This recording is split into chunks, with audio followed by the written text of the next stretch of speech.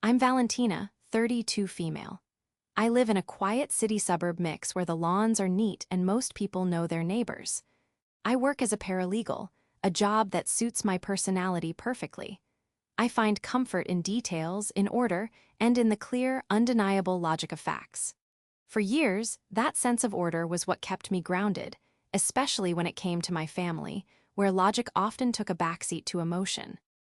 This is the story of how I had to use my professional skills to untangle a web of lies spun by my own sister. A deception that threatened to ruin our parents and shatter the very foundation of our family. Before this story unfolds, I'd love to connect with you. Please let me know in the comments where you're watching from and what time it is in your corner of the world. It's amazing to see how far these stories can travel. In my family, there have always been two distinct orbits, and they both revolved around my younger sister, Willow. I was the older one, the responsible one, the one who followed the rules and never made waves. My life was a straight line. Good grades, a practical degree, a stable job at a reputable law firm, and a loving, steady relationship with my boyfriend, Miles. I was the foundation of the family, reliable, strong, and completely taken for granted. No one worries about the foundation until the walls start to crack. Willow, on the other hand, was the golden child. At 26, she was 6 years my junior, and in our parents' eyes, she was made of sunlight and magic. While I was memorizing legal statutes, she was curating a life. Her chosen career, if one could call it that, was being a social media influencer. Her days were a meticulously documented performance of brunch dates, boutique shopping sprees, and weekend getaways to photogenic locations. Our parents, Felix and Teresa, saw her as a creative free spirit, a modern-day entrepreneur building a brand. They saw her thousands of followers and the glossy photos and believed she was on the cusp of greatness. I saw something different. I saw a life funded not by brand deals, but by the endless generosity of our parents. My dad, Felix, a retired electrician, was a man of simple pleasures. He'd spent 40 years working with his hands to provide for us, and in his retirement, he believed his money was best spent ensuring his daughters were happy. My mom, Teresa, a retired teacher, was the eternal optimist, always ready with a gentle excuse for Willow's behavior. "She just needs a little more time to find her footing, Valentina," Mom would say, her voice soft. This influencer world is very competitive. Their retirement was supposed to be for them, for traveling, for hobbies, for peace. Instead, it had become the First National Bank of Willow. The dynamic was always most obvious during our weekly Sunday dinners. I would arrive on time, usually with a side dish I'd prepared. Miles would come with me, always bringing a bottle of wine for my dad. We'd talk about our work, about saving for a house, about the mundane realities of adult life. Then, Willow would breeze in, always at least 30 minutes late, with a whirlwind of stories about a fabulous party or a collaboration that was just about to happen. She never brought anything but her empty handbag and a list of her latest needs, disguised as exciting life updates. "Oh my gosh, you guys will not believe the opportunity that just came up," she'd announce, her eyes wide with feigned excitement. "There's this wellness retreat in Bali, and they want me to come and promote it. It's a huge step for my brand." My parents would lean in, captivated. My dad would ask, "That's wonderful, sweetheart. Do they pay for the trip?" Willow would wave a dismissive hand. "Well, not exactly. It's more of an investment. I cover the flight, but the exposure will be priceless." We're talking a feature on their page, which has 500,000 followers. I would watch, silent, as the gears turned. I knew what was coming next. The sad eyes, the little pout. "I just don't know how I can swing the flight right now. I've put so much into my equipment this month." And like clockwork, my dad would pull out his wallet or my mom would promise to transfer her some money. "We'll help you out, honey," Mom would say. "You can't miss an opportunity like that." They never called it what it was, a handout. It was always an investment in her future. Miles would squeeze my hand under the table, a silent signal of support. He saw it too. He saw how Willow manipulated them with dreams and buzzwords, and how our parents, blinded by love, enabled her. After one particularly egregious dinner where Willow convinced my dad to co-sign a lease on a flashy new convertible because it was better for her brand's aesthetic, Miles and I had a long talk on the way home. "It's not my place to say anything, Val," he started carefully, "but this is getting out of hand. They're draining their savings for her. A convertible, what inf? Luencer needs a convertible co-signed by their retired father?" I sighed, the frustration a familiar weight in my chest. "I know, Miles. I've tried talking to them. I've shown them articles about financial planning for retirement. I've tried to explain that Willow needs to learn to stand on her own 2 feet." "And what do they say?" he asked, though he already knew the answer. "They say I'm being jealous, that I don't understand the creative industry, that I'm too rigid and I need to be more supportive of my sister." It was the ultimate shutdown. By framing my concern as jealousy, they absolved themselves of having to listen to the logic. I was the sensible, boring daughter, so what could I possibly know about Willow's glamorous, exciting world? The truth was, I wasn't jealous. I was terrified. As a paralegal, I spent my days reviewing contracts, financial statements, and estate plans. I knew exactly how much my parents had, and I knew it wasn't infinite. They had a modest but comfortable nest egg, built on decades of careful saving and frugal living. They deserved to enjoy it. But Willow was treating their life savings like her personal expense account, and they were letting her. Every investment in her brand was a chip away at their security. A crack in the foundation I thought was unshakable. The worst part was the way Willow treated me. To my face, she was all air kisses and compliments. "Val, you're so smart. I could never do what you do, all those boring papers." But behind my back, I knew she painted me as the bitter, unfun sister. She'd complained to our parents that I was judging her, that I didn't believe in her. It was a classic manipulation tactic. Isolate the voice of reason by branding it as negativity. And it worked. My parents would often call me later, gently chiding me. "Be a little nicer to your sister, Valentina. Her life is very stressful." Stressful, I wanted to scream. I had deadlines, demanding partners at the firm, and real bills to pay. Willow's idea of stress was getting the right filter for an Instagram post. But I held my tongue, because starting a fight would only further cement my role as the villain. So, I watched from the sidelines, the invisible daughter, holding my breath and waiting for the inevitable crack to appear. I just never imagined how deep and devastating that crack would be. The foundation wasn't just being chipped away, it was about to be dynamited. The first sign that something was seriously wrong arrived on a Tuesday, tucked between a pizza flyer and a credit card offer. I usually stopped by my parents' house midweek to drop off groceries and check in on them. My mom, Teresa, was in the garden, and my dad, Felix, was in his workshop, so I grabbed the mail from the box on my way in. I sifted through it as I walked up the driveway, sorting the junk from the important stuff. That's when I saw it. A thick, formal-looking envelope from a financial institution I didn't recognize, Apex Lending Solutions. It was addressed to both Felix and Teresa. Curiosity piqued, I set it on the kitchen counter with the other bills. My parents were creatures of habit. They had their mortgage with one bank, their car loan with another, and a single credit card for emergencies. They were fiercely debt-averse. A letter from a third-party lender was unusual. "Mom," I called out the back door, "you got a letter from Apex Lending." She came inside, wiping dirt from her hands on her apron. She looked at the envelope, a small frown line appearing between her eyebrows. "Apex? Never heard of them. Probably just another one of those pre-approved loan offers." She started to toss it into the recycling bin, but my paralegal instincts kicked in. "Wait," I said, retrieving it. "It looks a little too official for junk mail. It says urgent documents enclosed. You should probably open it." With a sigh, she slit the envelope open.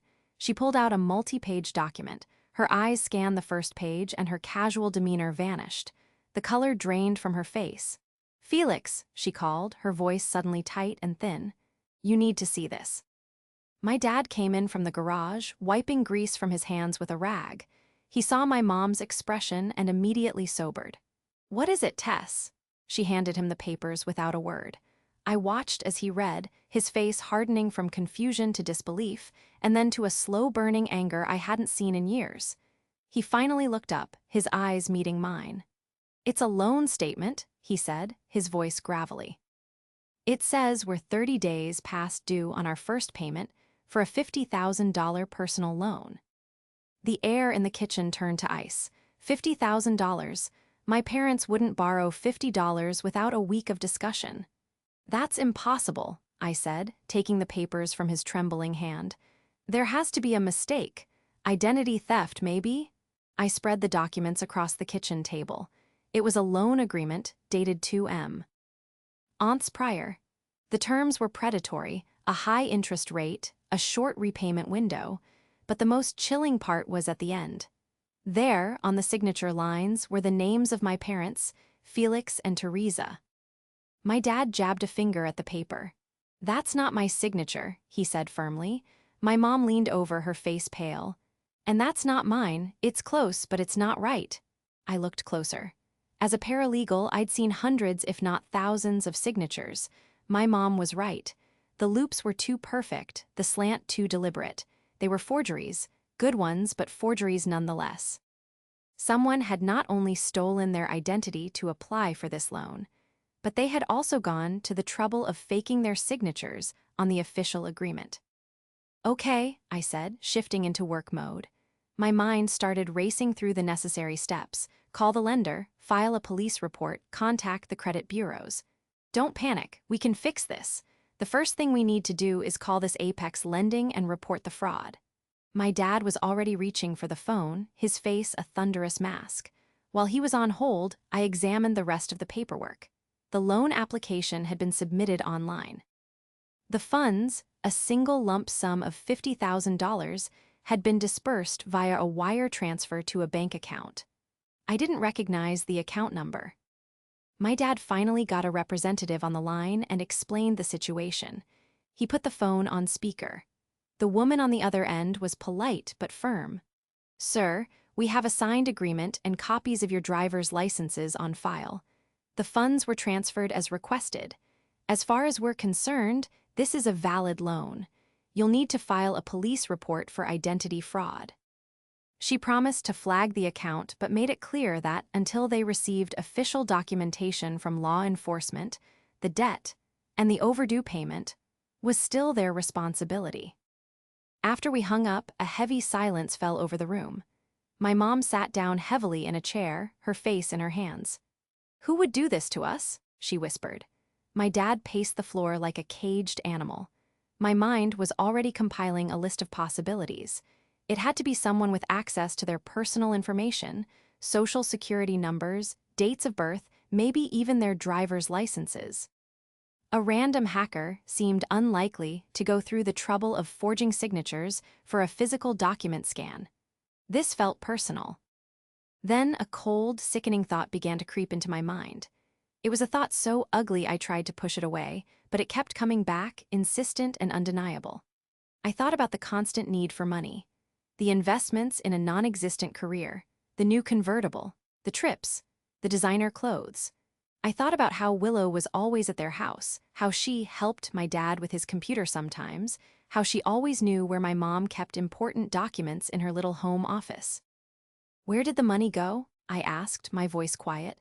"The application must list the bank account where the funds were sent."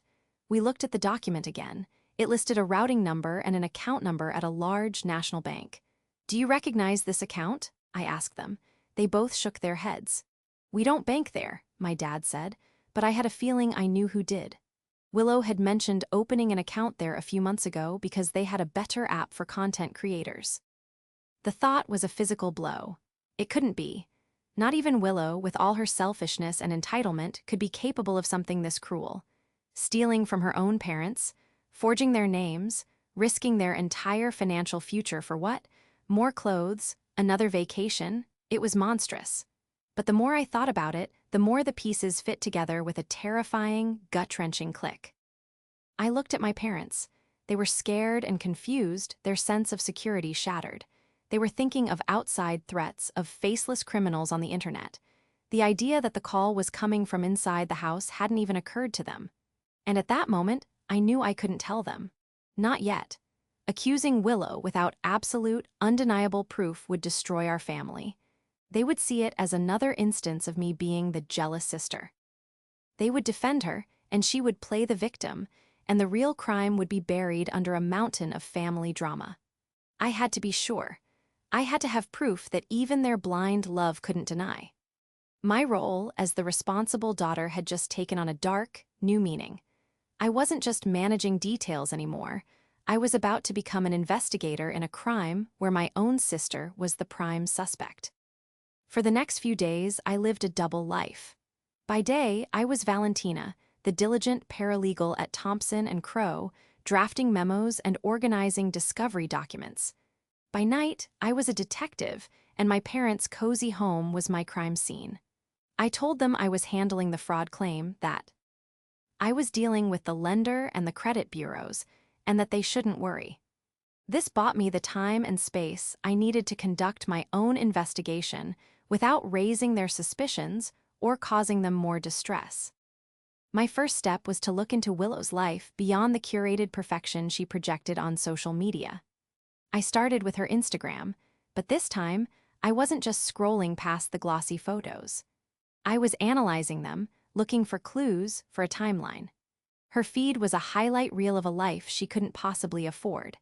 There was a weekend trip to a luxury spa resort in Arizona about 6 weeks ago, just after the loan would have been funded. There were photos of her with shopping bags from designer stores that would charge more for a scarf than I spent on groceries in a month. And then there was the convertible, its gleaming white paint a constant presence in her posts. It was all circumstantial, of course. She could have had a secret benefactor or a winning lottery ticket, but I knew better. The timing was too perfect. I started a spreadsheet, something my legal mind found comforting. In one column, I listed the dates of her most extravagant posts. In the next, I estimated the cost. The spa weekend, at least $3,000. The shopping sprees, easily $10,000 or more over 2 months. The down payment on the car, plus the first few months of payments she'd likely made to keep up appearances, another $5,000. It was adding up, but it still wasn't close to the full $50,000. Where had the rest of it gone? My boyfriend, Miles, became my confidant. I couldn't carry this burden alone, and his logical, engineering mind was exactly what I needed. One evening, I laid everything out for him on our dining room table: a copy of the loan agreement, printouts of Willow's social media posts, and my burgeoning spreadsheet of her spending. He listened patiently, his expression growing more and more serious as I spoke. "It's her, isn't it?" he said finally, his voice low. It wasn't a question. "All the signs point to it," I admitted, my voice thick with a mixture of anger and sadness. "But I don't have the smoking gun. I don't have the direct link between that loan and her bank account." "So how do we get it?" he asked. "You can't just subpoena her bank records." He was right. I was acting as a private citizen, not an officer of the court. I had no legal authority to demand that information. I needed to find another way in, a way to connect the dots using publicly available information or things I could access without breaking the law. The key, I realized, was the loan application itself. The criminals, or in this case, the family member, had to have submitted supporting documents. The lender mentioned having copies of my parents' driver's licenses. How could Willow have gotten those? My mind flashed back to a few months ago. My mom's purse had been stolen from her car while it was parked in their driveway. They had filed a police report, but nothing came of it. She'd had to go through the hassle of replacing her license, credit cards, everything. At the time, Willow had been incredibly sympathetic, rushing over to comfort her. But now, I saw the incident in a new, sinister light. Had she stolen the purse herself to get the ID? It seemed almost too diabolical to be true. I decided to take a look around Willow's room at my parents' house. She still lived there rent-free, of course, occupying her childhood bedroom, which now looked more like a fashion warehouse. It was a long shot, but I was desperate. On Saturday, under the pretense of dropping off some old photo albums, I went over. My parents were out for the afternoon at a local festival. The house was quiet. My heart pounded as I pushed open the door to Willow's room. It was a chaotic mess of clothes, makeup, and shipping boxes from online retailers. I felt like a trespasser, my hands shaking as I began my search. I didn't even know what I was looking for. A bank statement? A receipt? I started with her desk, a white IKEA table buried under pallets of eyeshadow and PR packages she'd likely bought for herself to feign success. Tucked away in a drawer beneath a pile of fashion magazines, I found a folder. It wasn't a bank statement, but it was something just as damning. Inside were pamphlets for high-end apartment complexes in the trendiest part of the city. There were floor plans circled, with handwritten notes in Willow's loopy script in the margins. Great natural light for photos, closet space, rooftop pool. Tucked in the back of the folder was a rental application form for one of the most expensive buildings. It was partially filled out, and on the line for annual income, she had written $85,000. It was a laughable lie. But then I saw the section for proving financial solvency. One of the options was to show a significant lump sum in a bank account. My blood ran cold. The rest of the $50,000, it wasn't for clothes or trips. It was for a security deposit and a year's rent up front on a luxury apartment to complete the illusion of her success. She was trying to buy a whole new life on the back of my parents' retirement. This was a huge piece of the puzzle.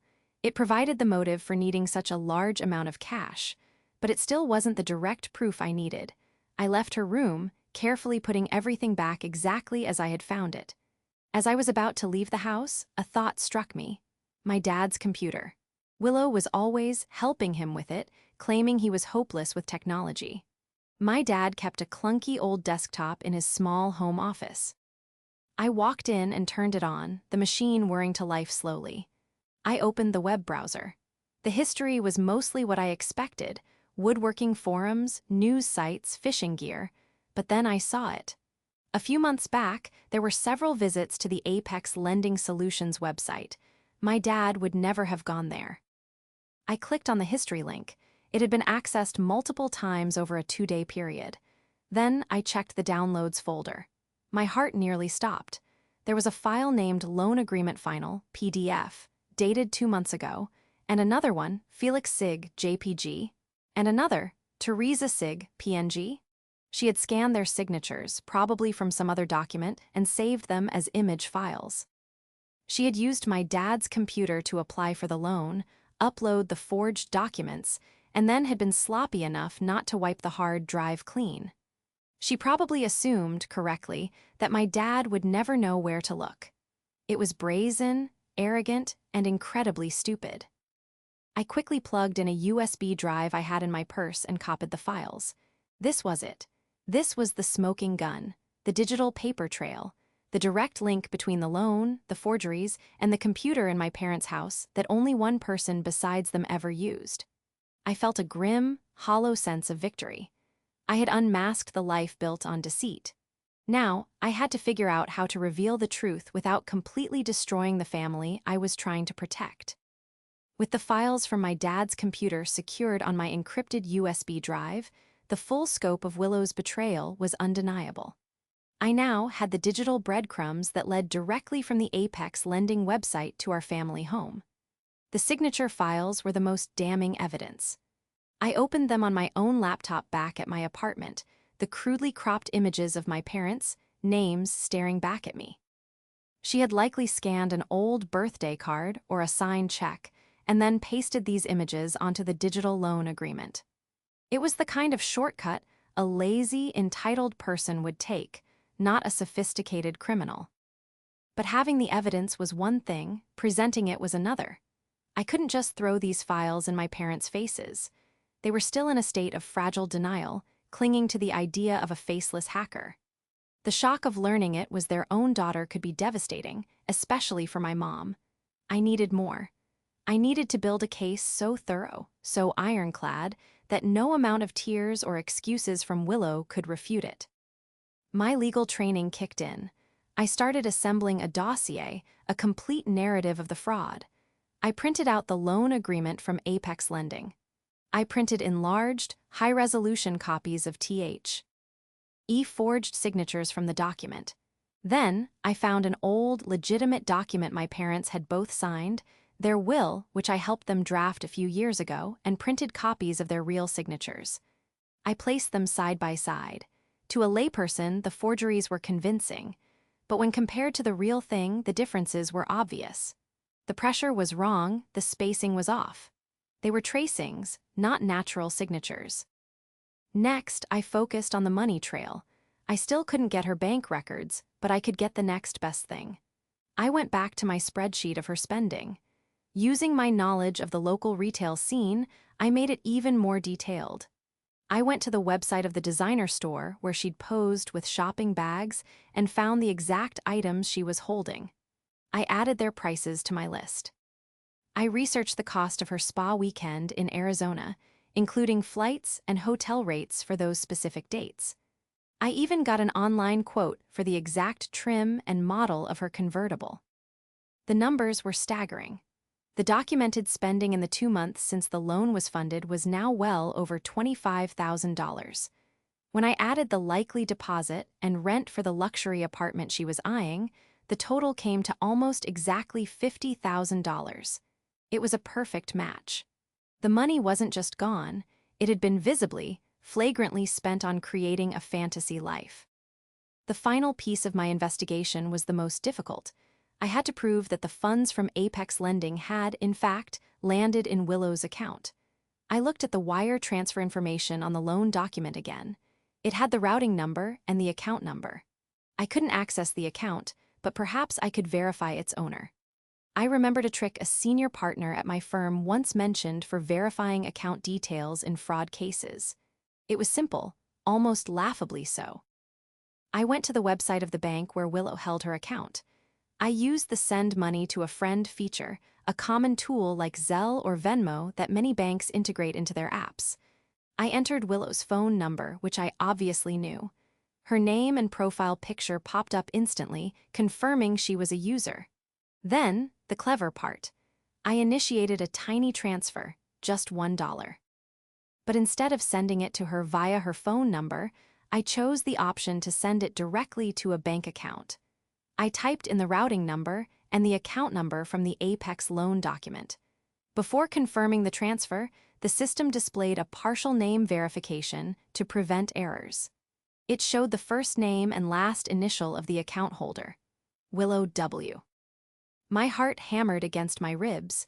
There it was, the undeniable link. The money from the loan taken out in my parents' name had been wired directly into an account belonging to my sister, Willow. I took a screenshot of the verification screen, the final nail in the coffin of her lies. I canceled the $1 transfer. I didn't want to give her even a single cent more. Over the next week, I compiled everything into a single, devastatingly clear presentation. I created a timeline, starting with the date of the loan application and mapping out every expenditure Willow made afterward. I created exhibits, just as I would for a court case. Exhibit A, the Apex loan agreement. Exhibit B, the side-by-side signature comparison, highlighting the discrepancies. Exhibit C, the files recovered from my dad's computer. Exhibit D, the detailed breakdown of her spending, complete with photos from her own social media. Exhibit E, the screenshot confirming the loan funds were wired to an account in her name.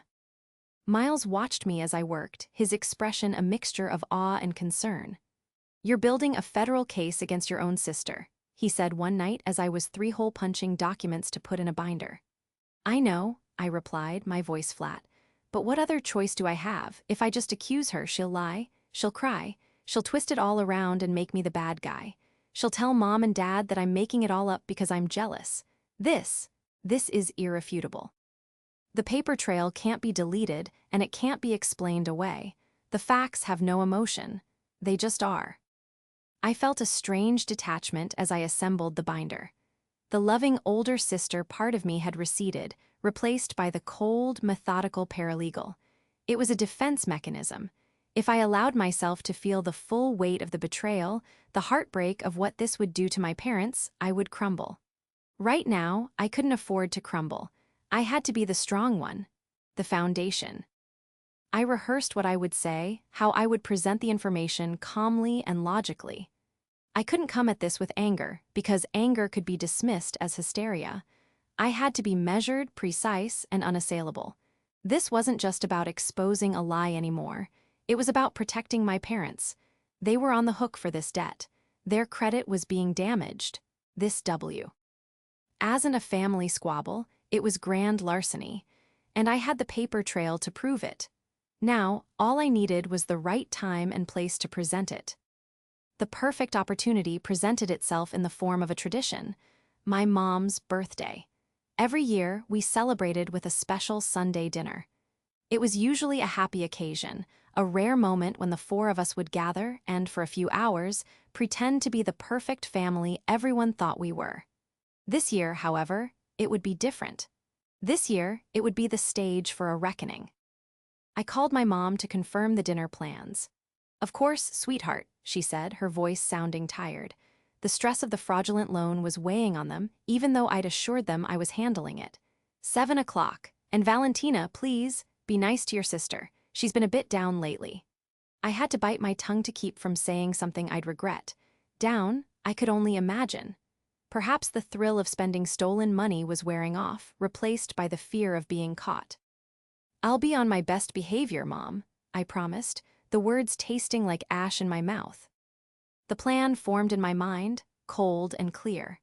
The confrontation had to happen with everyone present. I needed my parents to witness Willow's reaction firsthand, with no chance for her to run to them later and spin her own version of the story. A public, within the family setting, would prevent her from escalating into a screaming match or playing the victim as easily. She cared too much about her image. The Sunday dinner was perfect. It was her preferred stage, the place where she always performed her role as the dazzling, successful daughter. I decided it was time to pull back the curtain during her performance. I told Miles my plan. He was supportive but worried. "Are you sure about this, Val? At her birthday dinner, it's going to be brutal." "It's my mom's birthday," I corrected him gently. "And that's the point. This isn't about punishing Willow. It's about protecting Mom and Dad. What better day to give them the gift of truth and security? Willow built this trap. I'm just going to spring it." The day of the dinner, I felt a strange, chilling calm. I spent the afternoon meticulously preparing. I made 3 identical copies of the evidence binder I had assembled, one for my parents, one for Willow, and one for me. I didn't want anyone to claim they couldn't see the documents properly. I wanted everything out in the open, literally on the table. The binders were sleek and professional, bound in black. They looked like something I would prepare for a partner at the firm, not something I would bring to a family meal. When Miles and I arrived at my parents' house, the scene was painfully normal. The smell of my mom's roast chicken filled the air. My dad was opening a bottle of wine. They were trying so hard to pretend everything was okay, to salvage a happy birthday for my mom amidst the quiet anxiety that had settled over their home. Then Willow made her grand entrance, 35 minutes late as usual. She was dressed in a new designer outfit I recognized from my spreadsheet, a purchase from 2 weeks ago, costing roughly $800. She swept in, air-kissing my mom's cheek. "Happy birthday, Mom. Sorry I'm late. I was on a call with a huge brand. It's looking really promising," she announced to the room. My dad beamed, the lie a welcome distraction from their real-world problems. "That's our girl, always hustling." I just smiled faintly, my gaze steady. The binder was in my large tote bag, sitting by my chair. It felt as heavy as a brick. We sat down for dinner and the conversation was stilted. My parents asked Willow about her work. She launched into a long, vague story about algorithms and engagement metrics. I chimed in with questions, but they weren't my usual skeptical ones. They were pointed, specific, and designed to box her in.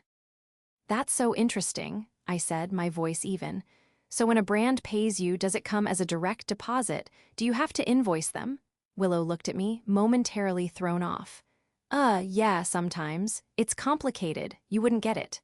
"Try me," I said with a small smile. "I work with contracts all the time. I'm sure I could keep up." She fumbled for an answer, and my mom quickly jumped in to change the subject. "Let's not talk about work. It's a celebration." But the seed was planted. I had shown that I wasn't going to let her usual vague answers slide tonight. We ate the main course in relative silence, the tension in the room thick enough to cut with a knife. Willow kept shooting me nervous glances. She knew something was off. As my mom was getting up to clear the plates for her birthday cake, I said, "Wait, Mom. Before we have cake, there's something we need to discuss. It's a family matter, a financial one, my dad sighed. Valentina, not tonight. I'm afraid it has to be tonight, Dad, I said, my voice firm but quiet. I reached into my bag and pulled out the 3 black binders. I slid one across the table to him and my mom. I placed the second one directly in front of Willow's plate. I kept the third for myself. The room went completely silent. The only sound was the soft thud of the binders on the wooden table. Willow stared at the binder as if it were a snake. She didn't touch it. "What is this?" my mom asked, her voice trembling slightly. "It's the truth," I said, looking directly at my sister. "It's the answer to where the $50,000 loan came from, and where it went. Please open it to the first page." My dad, his brow furrowed in confusion and annoyance, opened the binder. My mom leaned in, her eyes wide with fear. Willow just sat there, frozen, her face a mask of disbelief. The Last Supper of Lies was about to begin, and the main course was a truth that would be impossible for anyone to swallow. The performance was over. The house lights were about to come up. The silence in the dining room was absolute. My parents stared down at the cover of the black binder, then at me, then at Willow. Willow herself was pale, her eyes fixed on the object in front of her as if it might detonate. She looked trapped, her usual breezy confidence evaporating into a cloud of pure panic. "Valentina, what is the meaning of this?" my father, Felix, finally asked, his voice low and dangerous. He was a patient man, but I knew his temper when pushed. "This isn't the time or the place." "This is exactly the time and the place," I replied, my own voice steady, betraying none of the turmoil inside me. "Because we are all here together, and this concerns all of us. Please, Dad, just open to the first tab." With a heavy sigh of disapproval, he flipped open the binder. My mom, Teresa, peered over his shoulder. The first page was a clean copy of the Apex Lending Solutions loan agreement. "We've seen this," my dad said dismissively. "It's the fraud we're dealing with." "Keep going," I urged gently. The next page was Exhibit B, the signature comparison. On the top half was the forged signature from the loan document. On the bottom half was his real signature, scanned from their will. I had drawn red circles around the subtle but clear discrepancies, the unnatural hesitation in the loops, the different pressure in the downstrokes. I'd done the same for my mom's. I watched as my dad's eyes narrowed. He looked at it for a long, silent moment, then glanced at my mom. The first flicker of a terrible understanding crossed his face. Willow still hadn't moved.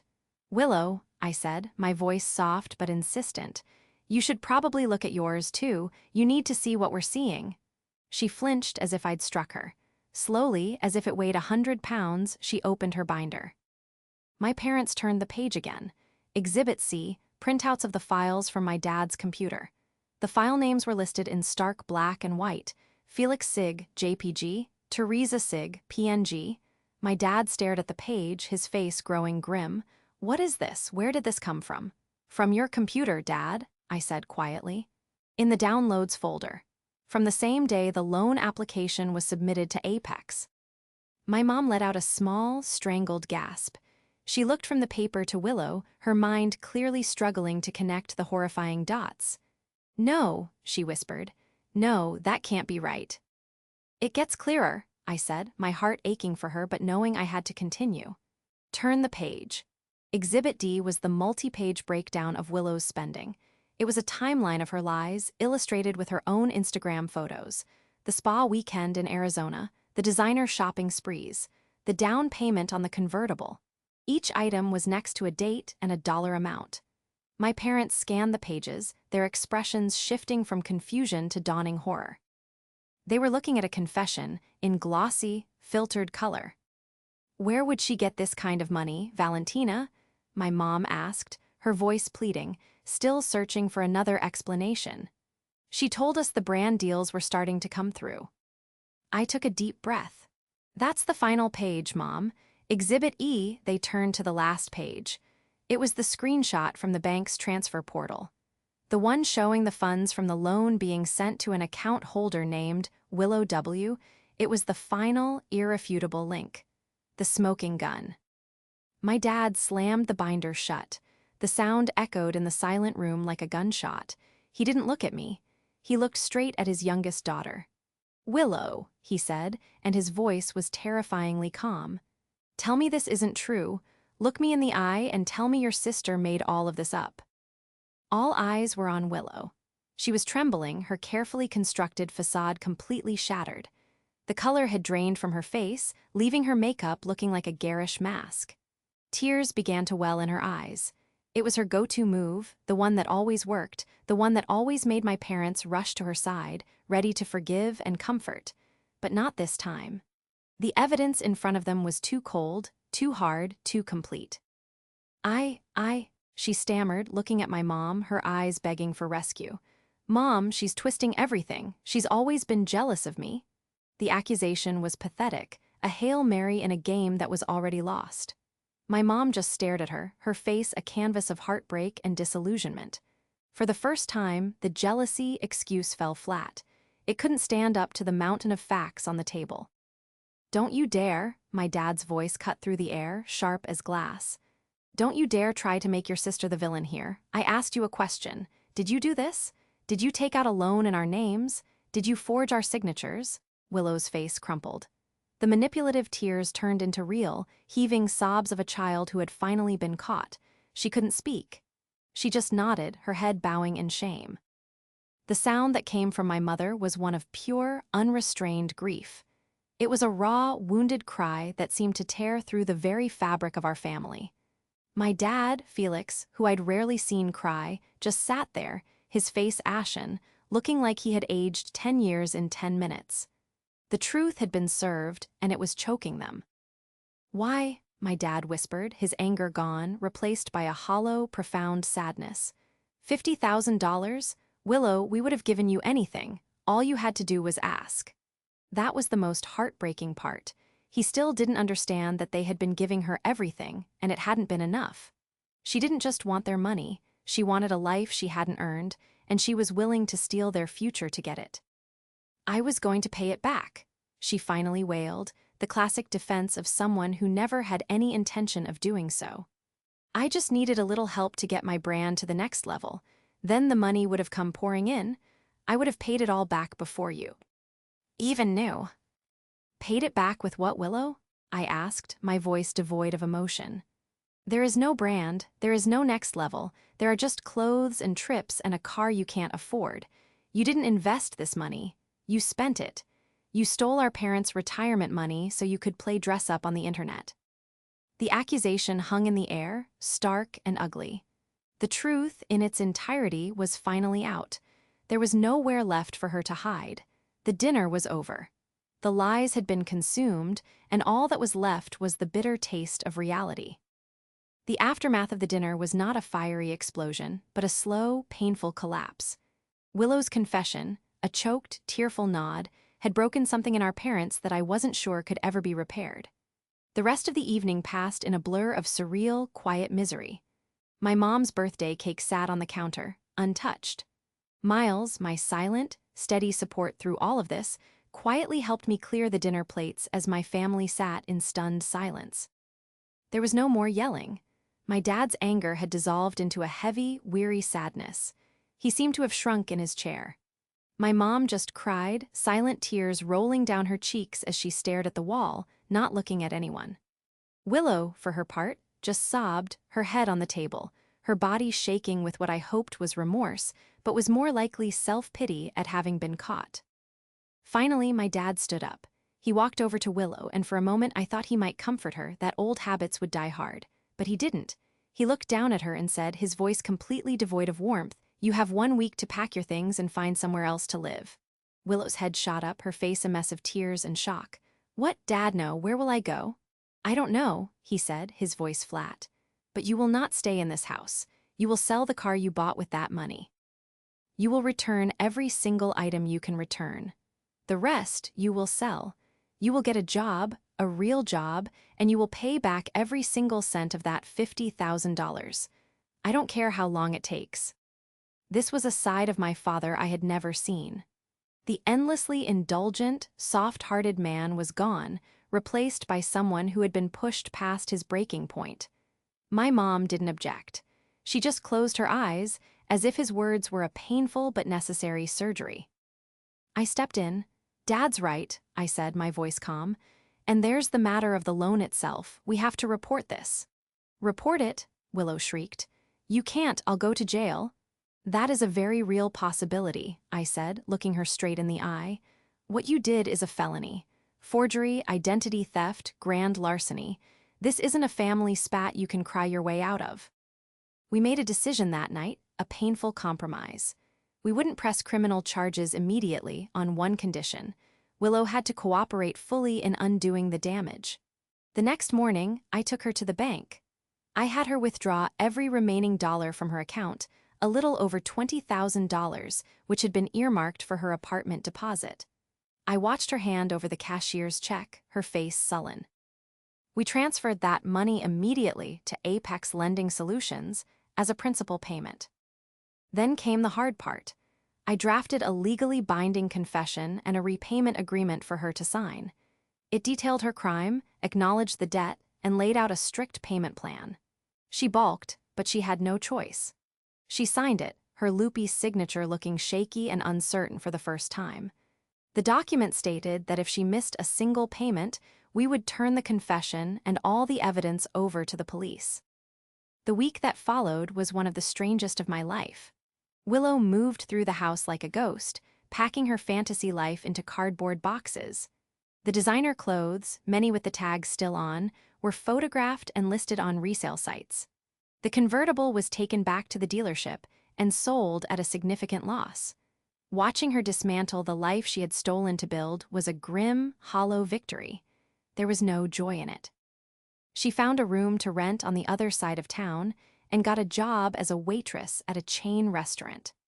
The glamorous influencer was gone, replaced by a young woman facing the harsh reality of her choices, reeking of coffee and fried food at the end of a double shift. Our family was shattered. My mom fell into a deep depression for several months.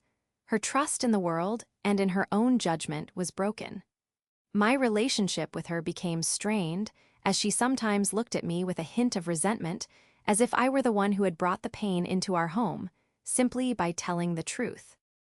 It took a long time and several sessions of family therapy, which only my parents and I attended, for her to understand that I hadn't been the cause of the problem, but the one who had exposed it to stop it from getting worse. My dad and I gr. Yo closer. The ordeal had opened his eyes, and he leaned on me for my strength and pragmatism. We worked together to clean up the financial mess, meticulously documenting everything for the fraud department at Apex. With Willow's confession and cooperation, they eventually agreed to restructure the remaining debt into a manageable loan under her name only, with my parents co-signing only after she had proven a year of steady payments. It was a long and arduous process. I don't know if our family will ever fully heal.